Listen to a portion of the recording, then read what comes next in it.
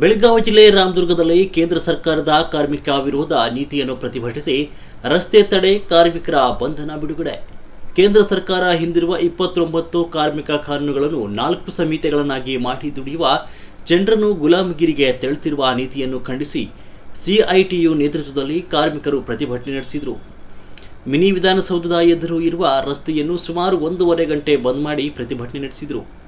ಈ ಸಂದರ್ಭದಲ್ಲಿ ರಸ್ತೆ ತಡೆ ಮಾಡಿದ ಕಾರ್ಮಿಕ ಮುಖಂಡರನ್ನು ಮತ್ತು ಕಾರ್ಮಿಕರನ್ನು ಬಂಧಿಸಿ ಪೊಲೀಸರು ನಂತರ ಬಿಡುಗಡೆ ಮಾಡಿದರು.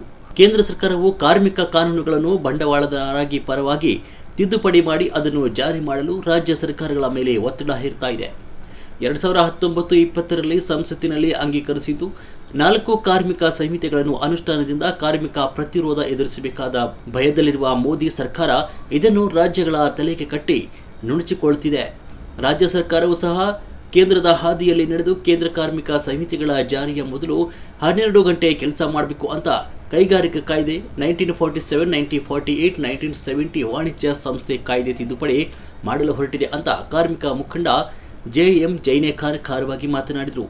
ಪ್ರತಿಭಟನಾ ಸಭೆಯಲ್ಲಿ ಸಕ್ಕರೆ ಕಾರ್ಖಾನೆ ಕಾರ್ಮಿಕರ ಸಂಘ ಮುಖಂಡ ಹನುಮಂತ ಜಾಧವ್, ಕಟ್ಟಡ ಕಾರ್ಮಿಕರ ಸಂಘದ ಮುಖಂಡ ಮಾರುತಿ ಮಧುಗಿರಿ, ಪಂಚಾಯತ್ ನೌಕರರ ಸಂಘದ ಮುಖಂಡ ದಿಲೀಪ್ ಬೋವಿ, ಕೇಶವ್ ದಾಸರ್, ಅಂಗನವಾಡಿ ನೌಕರರ ಸಂಘದ ಮುಖಂಡೆ ಕಲ್ಪನಾ ಮರಡಿಮಠ, ಬೋರಪ್ಪ ತೆಕ್ಕಿ, ಅಕ್ಷರ ದಾಸೋಹ ನೌಕರರ ಸಂಘದ ಮುಖಂಡ ತುಳಸಮ್ಮ ಮಾಳದಕರ್, ರುಕ್ಕವ್ವ ಬಿಜ್ಞನವರ್, ಡಬ್ಬಾ ಅಂಗಡಿ ಸಂಘಟನೆಯ ಫಾರೂಕ್ ಶೇಖ್, ಮಹಬೂಬ್ ನದಾಬ್ ಮತ್ತು 100 ಜನ ಅಂಗನವಾಡಿ ನೌಕರರು, ಬಿಸಿ ಊಟದ ನೌಕರರು, ಪಂಚಾಯತ್ ನೌಕರರು, ಕಟ್ಟಡ ಕಾರ್ಮಿಕರು, ಸಕ್ಕರೆ ಕಾರ್ಖಾನೆಯ ಕಾರ್ಮಿಕರು, ಸಂಜೀವಿನಿ ನೌಕರರ, ಸ್ವಚ್ಛವಾಹಿನಿ ನೌಕರರು ಮತ್ತು ನಾಯಕ ಮಿತ್ರ ನೌಕರರು ಭಾಗವಹಿಸಿದರು. ವರದಿ ನೂರ್ ಅಕ್ಕೋಜಿ, ಕಬೀರ್, ಕನ್ನಡ ನ್ಯೂಸ್, ರಾಮದುರ್ಗ.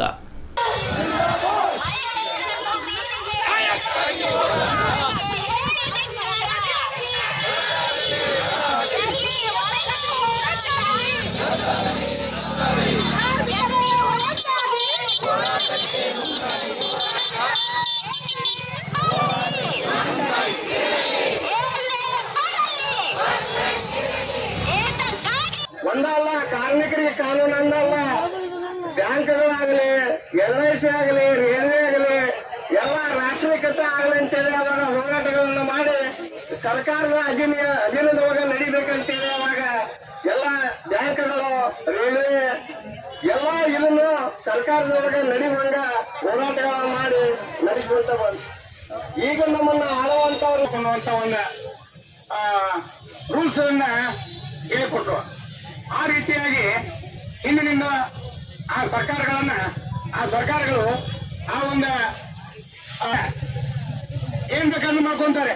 ನಿಮ್ಗೆ ಗೊತ್ತಿರ್ಬೋದು, ವಿಧಾನಸೌಧದಲ್ಲಿ ಅವರ ವೇತನವನ್ನ ಡಬಲ್ ಮಾಡ್ಕೊಂಡ್ರು. ಈಗ 2 ವರ್ಷದಿಂದ ಒಬ್ಬ ದುಡಿಯೋ ಕಾರ್ಮಿಕರ ವೇತನ ಡಬಲ್ ಆಯ್ತಾ? ಇವ್ರಿಗೆ ಬಂದು ಜನಪ್ರತಿನಿಧಿಗಳು ಓಟ್ ಹಾಕೋದು ನಮಗೆ ಕೇಳ್ತಾರೆ, ನಿಮಗೆಲ್ಲ ಹಂಗ್ ಮಾಡ್ತೇವೆ, ಹಿಂಗ್ ಮಾಡ್ತೀವಿ, ಒಳ್ಳೇದು ಮಾಡ್ತೀವಿ ಅಂತ.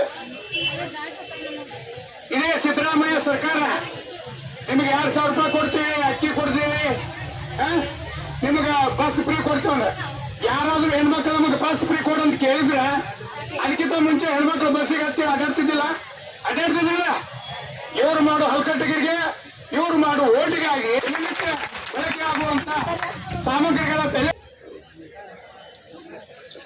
Centre of Indian trade unions Ramdurg taluka ಸಮಿತಿಯಿಂದ ಇವತ್ತಿನ ದಿವಸ ಕಾರ್ಮಿಕ ಕಾನೂನುಗಳನ್ನ ತಿದ್ದುಪಡಿ ತಂದಿರುವಂತಹ 4 ಸಂಹಿತೆಗಳನ್ನ ವಾಪಸ್ ಪಡಿಬೇಕು ಅಂತ ಹೇಳಿ ತಾವು ಎಲ್ಲರೂ ಕೂಡಿಕೊಂಡು ಪ್ರತಿಭಟನೆ ಮಾಡಿಕೊಂಡು ಸನ್ಮಾನ್ಯ ಮುಖ್ಯಮಂತ್ರಿಗಳು ಕರ್ನಾಟಕ ಸರ್ಕಾರ ಮತ್ತು ಮಾನ್ಯ ಪ್ರಧಾನಮಂತ್ರಿಗಳು ಭಾರತ ಸರ್ಕಾರ ಇವರಿಗೆ ಲಿಖಿತ ಮನವಿಯನ್ನ ಕೊಟ್ಟಿದ್ದೀರಿ. ಈ ಮನವಿಯನ್ನ ಇವತ್ತೇ ನಾವು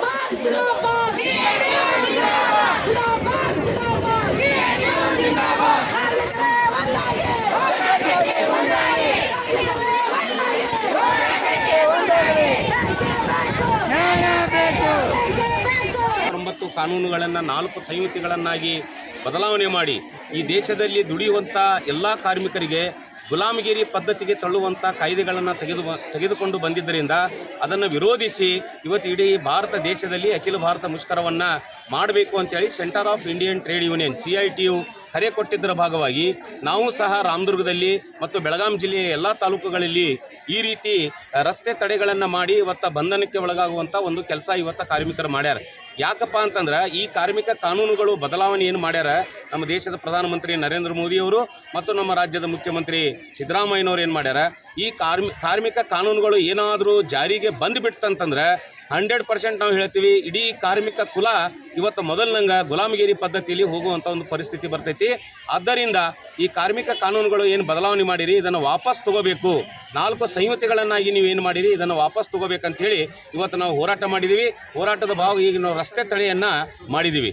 ಆ ರಸ್ತೆ ತಡೆ ಮಾಡಿದ್ದರ ಭಾಗವಾಗಿ ಇವತ್ತು ಪೊಲೀಸರು ಏನು ಮಾಡಿದರು, ಇಲ್ಲಿ ಗಾಡಿ ಅಡ್ಡಾಡ್ತಾವೆ ಹೇಳ್ರಿ ಅಂತಂದ್ರೆ ನಾವು ಹೇಳೋದಿಲ್ಲ ಅಂತಂದೀವಿ.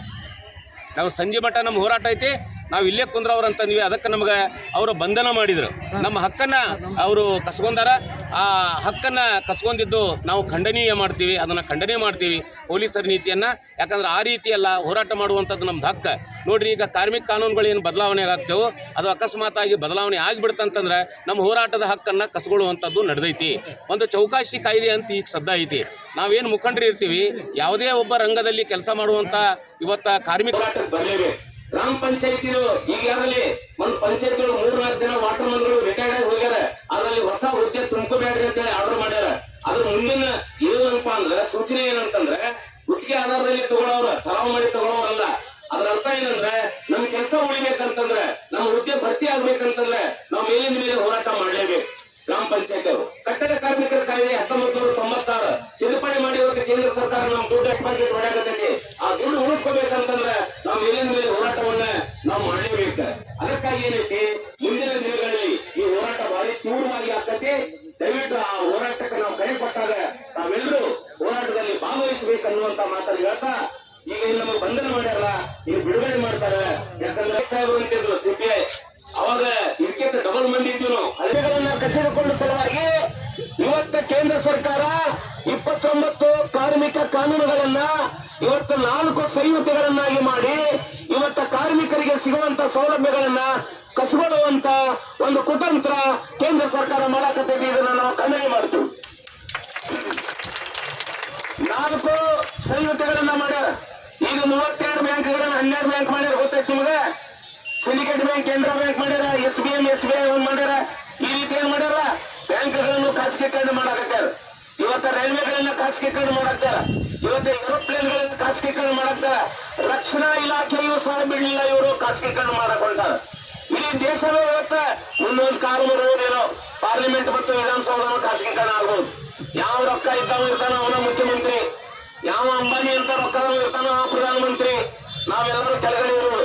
ಈ ರೀತಿಯೂ ಬರಬಹುದು. ಈ ರೀತಿಯ ನೀತಿಗಳು ಬರ್ತಾ ಇದ್ರೆ 4 ಸಂಹಿತೆಗಳನ್ನ ಮಾಡಿ ಏನು ಹಿಂದೆ ನಮ್ಮ ಹಿರಿಯರು ತಮ್ಮ ಪ್ರಾಣವನ್ನೇ ಕೊಟ್ಟು ನಮಗೇನೋ ಸೌಲಭ್ಯಗಳನ್ನು ಕೊಡಿಸಿದ್ರು. ಅದು ಗ್ರಾಚ್ಯುಟಿ ಇರ್ಬೋದು, ಪ್ರಾವಿಡೆಂಟ್ ಫಂಡ್ ಇರ್ಬೋದು, ಬೋನಸ್ ಇರ್ಬೋದು, ಮೆಡಿಕಲ್ ಬೆನಿಫಿಟ್ ಇರ್ಬೋದು, ರಜೆ ಇರ್ಬೋದು, ಮಹಿಳೆಯರಿಗೆ ಹೊರಗೆ ರಜೆ ಇರ್ಬೋದು, ಕನಿಷ್ಠ ವೇತನ ಇರ್ಬೋದು. ಆದ್ರೆ ಇವತ್ತು ಕಾನೂನುಗಳನ್ನ ಬದಲಾವಣೆ ಮಾಡಿ ಆ ಎಲ್ಲ ಸೌಲಭ್ಯಗಳನ್ನ ಕಸ್ಕೊಳ್ಳುವ ಒಂದು ಕುತಂತ್ರ ಇವತ್ತ ಕೇಂದ್ರ